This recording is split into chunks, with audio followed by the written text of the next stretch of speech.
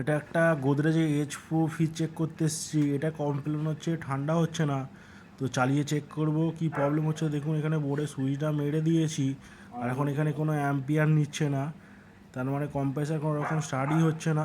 তো হাত দিয়ে একবার চেক করে নিলাম, কোনো রকম হিট হচ্ছে না, কোনো রকম ঝটকা মারছে না। তো আমরা বুঝতে পেরেছি কম্প্রেসার স্টার্ট নিচ্ছে না। তো একবার চেক করবো এখানে ভোল্টেজ কেমন দিচ্ছে। তো এটা কম্প্রেসারে ভোল্টেজ দিচ্ছে 220-30, মানে ঠিকই আছে ভোল্টেজ। ভোল্টেজের কোনো প্রবলেম নেই, কারণ হচ্ছে থার্মোস্ট্যাট থেকে লাইনটা ঠিকঠাকই ছাড়ছে। তো এখন রিলেটা চেক করছি কন্টিনিউটি মোডে, দেখছি রিলেটা ঠিকঠাকই আছে। তো এখন ওএলপিটা চেক করে নেবো যে ওএলপিটা ঠিক আছে কি না। এখন দেখুন ওএলপিটা চেক করছি, ওএলপিতে কোনো রকম রেজিস্ট্যান্স শো করছে না, তার মানে ওএলপিটা আমাদের খারাপ আছে। ওএলপিটা চেঞ্জ করে দিলে আশা করি প্রবলেমটা সলভ হয়ে যাবে। ওএলপিটা চেঞ্জ করে দিয়ে এখন মেশিনটা চালিয়েছি, দেখুন 0.2 অ্যাম্পিয়ারে চলছে।